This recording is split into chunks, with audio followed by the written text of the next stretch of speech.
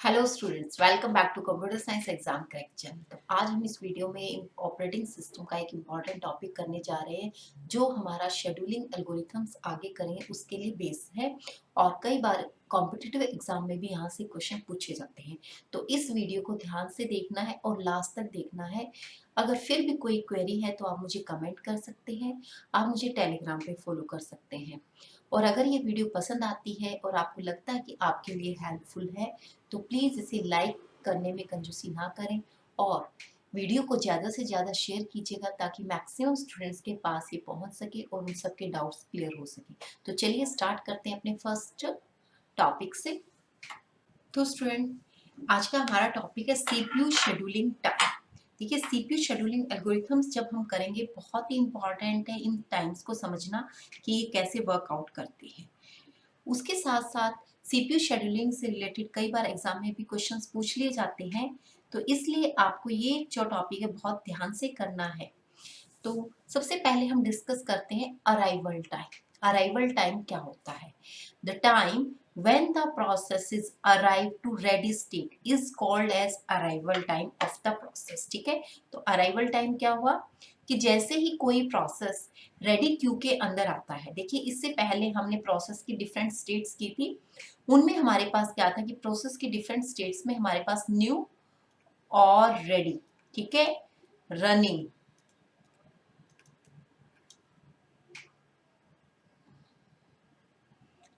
Then waiting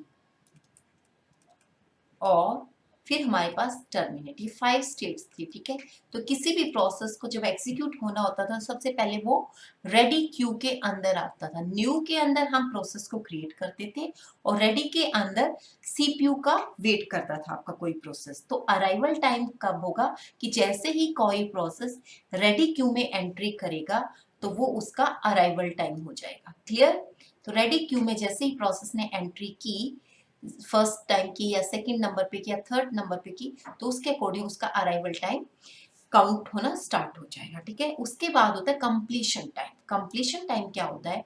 time when the process completed its execution is called the completion time of the if both CPU and input output time is completed then we can say process is complete. देखिए, completion time कैसे होगा कि जैसे ही कोई process का execution complete हो जाता है तो उसको हम कंप्लीट टाइम कहते हैं। ठीक है, अब हमने डिस्कस किया था कि हमारे पास प्रोसेसेस हैं, दो टाइप के होते हैं, सीपीयू बाउंड होता है और इनपुट आउटपुट बाउंड होता है। ठीक है, तो अगर कोई भी प्रोसेस है जिसको सीपीयू की रिक्वायरमेंट है या इनपुट आउटपुट की रिक्वायरमेंट है, वो अपना सारा काम करके उसके बाद जैसे ही कंप्लीट हो जाता है उनका सीपीयू से भी रिलेटेड जो टास्क है और इनपुट आउटपुट डिवाइसेस से भी जो रिलेटेड टास्क है, तो टोटल जब कंप्लीट हो जाता है तो उसको हम बोलते हैं कंप्लीशन टाइम। ठीक है, तो ये कंप्लीटेड इट्स एग्जीक्यूशन की प्रोसेस का एग्जीक्यूशन ओवरऑल कंप्लीट हो जाता है, दैट इज कंप्लीशन टाइम। अब है नेक्स्ट है हमारे पास बर्स्ट टाइम। बर्स्ट टाइम क्या होता है? The time required for the process for its execution is called a burst time. ठीक है, तो इसमें बर्स्ट टाइम में क्या हुआ कि जिस प्रोसेस को कितना टाइम लगेगा एग्जीक्यूशन में, वो बर्स्ट टाइम होता है। लाइक आपके पास टू प्रोसेसेस हैं, P1 और P2। ठीक है, और बर्स्ट टाइम लिख सकते हो आप या फिर आप एग्जीक्यूशन टाइम लिख सकते हैं, एग्जीक्यूशन में कितना टाइम लगेगा। तो मान लीजिए इस प्रोसेस को लगते हैं 5 सेकेंड, इसको लगते हैं 15 सेकेंड। तो प्रोसेस P1 का जो बर्स्ट टाइम होगा वो 5 सेकेंड होगा, प्रोसेस P2 का जो बर्स्ट टाइम होगा वो 15 सेकेंड होगा। यानी कि एग्जीक्यूशन में जितना टाइम लगेगा वो आपका बर्स्ट टाइम होता है। ठीक है, तो एग्जीक्यूशन के अंदर हम टोटल टाइम ही कवर करेंगे, सीपीयू को एग्जीक्यूट करने में कितना टाइम लगा और इनपुट आउटपुट डिवाइसेस से उसको रिस्पॉन्स लेने में कितना टाइम लगा। तो टोटल टाइम जो हो जाएगा वो बर्स्ट टाइम में इंक्लूड करेंगे। नेक्स्ट है हमारे पास टर्न अराउंड टाइम। काफी इंपॉर्टेंट है बर्स्ट टाइम और टर्न अराउंड टाइम। कई बार आपके एग्जाम में भी पूछ लिया जाता है, एचटेट में या है आपका सीटेट में, या आप पीजीटी टीजीटी की प्रिपरेशन करें, इवन गेट और नेट में भी ये क्वेश्चंस पूछे जाते हैं। तो टर्न अराउंड टाइम क्या होता है? Time difference between completion time और arrival time is called as the turn around time. तो जैसे ही मान लीजिए आपके पास है P1, P2 और P3, थ्री प्रोसेसेस है और उनका जो अराइवल टाइम है अराइवल टाइम है, इसका 0 है, इसका 1 है, इसका 2। अराइवल टाइम क्या बताया था कि जैसे ही कोई प्रोसेस रेडी क्यू में एंट्री करता है तो वो उसका अराइवल टाइम है। रेडी क्यू में अराइव करना यानी कि अराइवल टाइम है, ठीक है। उसके बाद हमारा है इसमें कंप्लीशन टाइम। कंप्लीशन टाइम क्या होता है कि एक टास्क को टोटल कंप्लीट होने में, एक प्रोसेस को कंप्लीशन में कितना टाइम लगा, एग्जीक्यूशन में कितना टाइम लगा, वो उसका कंप्लीशन टाइम होता है। मान लीजिए इस प्रोसेस को 5 सेकंड लगे हैं, प्रोसेस P2 को 7 सेकंड लगे हैं, प्रोसेस P3 को 10 सेकंड लगे हैं, ठीक है। तो जो आपका टोटल टर्न अराउंड टाइम होगा, प्रोसेस P1 का जो टाइम होगा वो होगा आपका 5 सेकंड माइनस 0, यानी कि 5 सेकंड इसको एग्जीक्यूट होने में लग गए। उसके बाद turn around time process P2 का क्या होगा, 7 माइनस 1। अराइवल टाइम P2 का क्योंकि 1 है, यानी कि 6 सेकंड इस प्रोसेस को एग्जीक्यूट होने में लगे। ऐसे ही प्रोसेस P3 का अराइवल टाइम है 2 माइनस कर देंगे तो 10 माइनस 2 8 सेकेंड। तो प्रोसेस P3 का जो आपका टर्न अराउंड टाइम रहेगा वो 8 सेकेंड रहेगा, प्रोसेस P2 का 6 सेकेंड रहेगा और प्रोसेस P1 का 5 सेकेंड रहेगा। तो क्वेश्चन कई बार आपसे कैलकुलेट भी करवा लिया जाता है कि टर्न अराउंड टाइम निकालिए पर्टिकुलर, तो आप वहां पर भी इसको फॉर्मूला को यूज करेंगे। और जनरली भी पूछ लिया जाता है टर्न अराउंड टाइम क्या होता है।